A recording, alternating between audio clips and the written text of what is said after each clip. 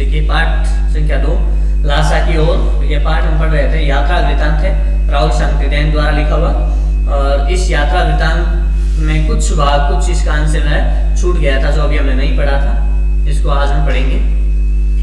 कल तक हमने पढ़ा कि वह तिब्बत की यात्रा में बीच के जो पड़ाव थे उन पड़ावों में से लंको, तिंगरी आगे तक पहुंच गए थे। तिंगरी के बारे में जानकारी दी थी। और फिर सुमति जो गड्ढे बांटता हुआ घूमता था उन गाँव में, उसके यजमान थे, कई सारे यजमान थे उन गाँव में, उसकी जान पहचान थी।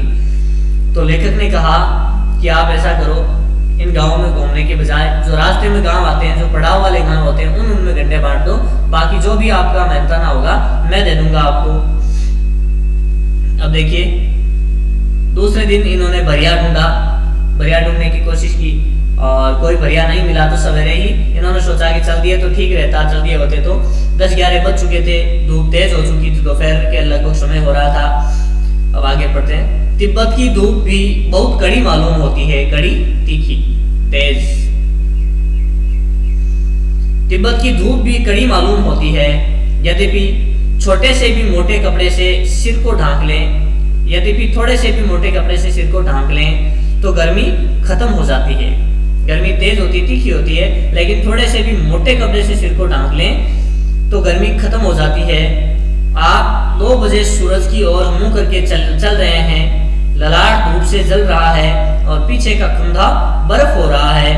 अब देखिए हालत क्या वहाँ की, क्योंकि वहाँ तो बहुत ज्यादा ठंड रहती है, बर्फीला इलाका है। और ऐसे इलाके में जब तीखी धूप रहती है तब सामने की तरफ, जिधर अपना धूप की तरफ अगर चेहरा है अपना, तो चेहरा तो धूप के सामने रहेगा।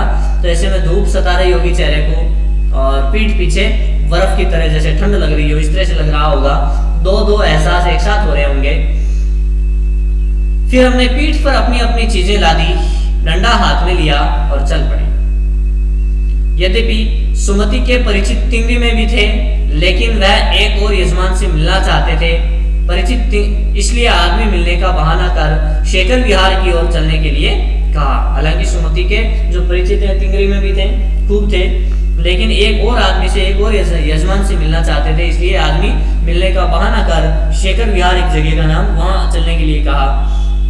तिब्बत की जमीन बहुत अधिक छोटे बड़े जागीरदारों में बटी है। जागीरदार, जागीरों के मालिक, तो उन जागीरदारों में बटी हुई है। इन जागीरों का बहुत ज्यादा हिस्सा मठों, विहारों के हाथ में। मठ यह बौद्ध भिक्षुओं के रहने का स्थान।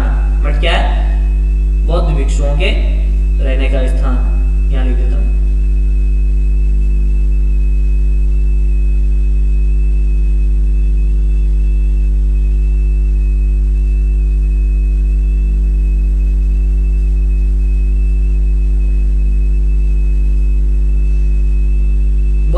भिक्षुओं के रहने का स्थान, मठ जिसे विहार भी कहते हैं। तो ज्यादातर जागीरों का बहुत ज्यादा हिस्सा मठों के हाथ में है, उनके नियंत्रण में है।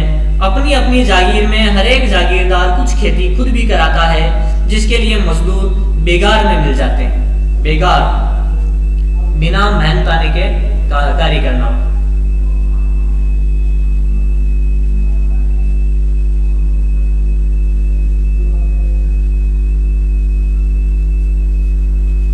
बिना मेहनताना लिए कार्य करना। ठीक है। तो इस तरह से मजदूर बेगार में मिल जाते हैं, क्योंकि जागीरदार है और कुछ खेती जब वे खुद भी करवाते हैं तो उनको बिना मेहनताने के मजदूर मिल जाते हैं।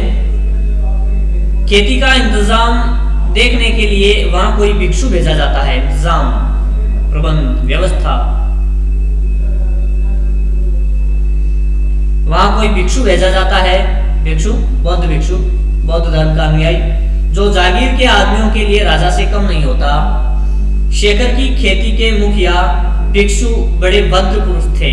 और जो शेखर नाम की जो जगह है, वहां के जो खेती के मुखिया है, भिक्षु हैं, जिन्हें नम से कहा जाता है, बड़े भद्र पुरुष हैं, अच्छे हैं।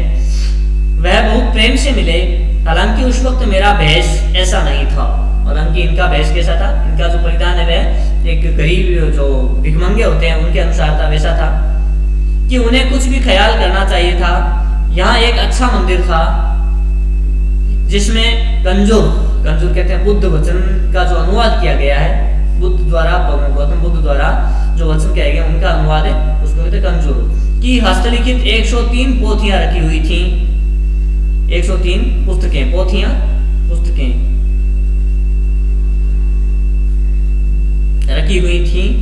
मेरा आसन, इनकी जो बैठक व्यवस्था वहीं लगा, वह बड़े मोटे कागज पर अच्छे अक्षरों में लिखी हुई थी। एक एक पोथी 15-15 शेर से कम नहीं रही होगी। शेर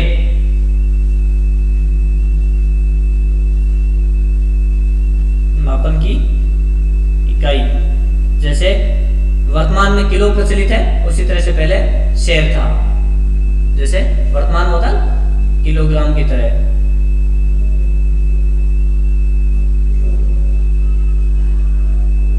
एक मापन की इकाई थी शेर।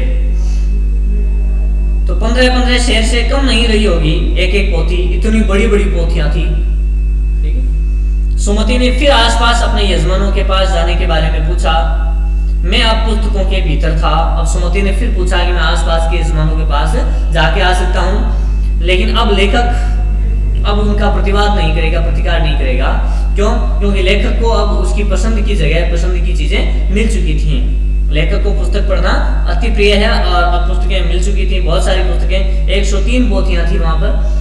तो अब मैं अब पुस्तकों के भीतर था, कहने का भाव अब उनका जो मन है वह उन पुस्तकों में रंग गया था।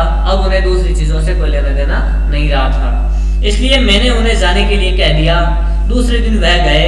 मैंने समझा था 2-3 दिन लगेंगे, लेकिन वह उसी दिन दोपहर बाद चले आए। तिंगरी गांव वहां से बहुत दूर नहीं था।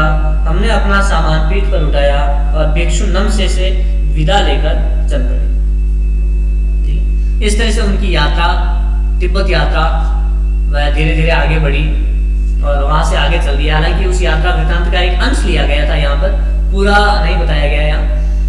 तो इस अंश में आपने देखा तिब्बत के जो लोग हैं उनकी संस्कृति कैसी है, उनकी बोलचाल, उनका व्यवहार किस तरह का होता है, वहाँ की वेशभूषा, वहाँ का वातावरण, भौगोलिक स्थितियाँ, प्रत्येक के बारे में जानकारी मिली हमें इस यात्रा वृतांत से।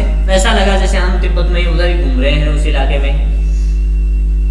अब देखिए यहाँ कुछ प्रश्न दिए हुए, इनके उत्तर आपको लिखने हैं।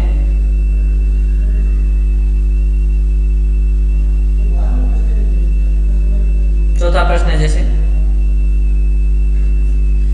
लेखक ने शेखर विहार में सुमति को उनके यजमानों के पास जाने से रोका, परंतु दूसरी बार रोकने का प्रयास क्यों नहीं किया। यहाँ से दूसरी बार पूछा तो प्रयास क्यों नहीं किया, इसका कारण आप जानते हैं, क्योंकि लेखक को उसकी पसंदीदा पुस्तकें पढ़ने के लिए मिल गई थी। अब वह उन पुस्तकों के भीतर था। अपनी यात्रा के दौरान लेखक को किन कठिनाइयों का सामना करना पड़ा। बार बार जगह जगह उन कठिनाइयों के बारे में जहाँ जिक्र हुआ, कई जगह उनका घोड़ा है वह धीमे चलने लग गया था, रास्ता भटक गए थे, बहुत ऊंची ऊंची पहाड़ियों का सामना करना पड़ा, वहाँ लुटेरों का डर था, तरह तरह की जो कठिनाइयाँ थी उन कठिनाइयों के बारे में जानकारी देनी है। और प्रस्तुत यात्रा वृतांत के आधार पर बताइए कि उस समय का तिब्बती समाज कैसा था। अब जो यात्रा वृतांत हमने पढ़ा है इसके अनुसार बताना है कि उस समय का जो तिब्बती समाज था वह कैसा था। वहाँ तिब्बती समाज की जो भी विशेषताएं हैं उन विशेषताओं को बताना है। खान पान, रहन सहन, वेशभूषा, उनका व्यवहार, परंपराएं, जो भी इसमें हमने पढ़ा उनके बारे में वह बताना है। तो मैं अब पुस्तकों के भीतर था। नीचे दिए गए विकल्पों में से कौन सा इस वाक्य का अर्थ बताता है। सातवां प्रश्न, इन चारों में से कौन सा ऐसा जो वाक्य है वह इस पंक्ति का अर्थ बताता है। मैं अब पुस्तकों के भीतर था। लेखक पुस्तकें पढ़ने में रंग गया, या लेखक पुस्तकों की शेल्फ के भीतर चला गया, लेखक के चारों ओर पुस्तकें ही थीं, या पुस्तक में लेखक का परिचय और चित्र छपा था। इनमें से कौन सा कारण हो सकता है वह आपको बताना है। ठीक है, आज के लिए बस इतना ही।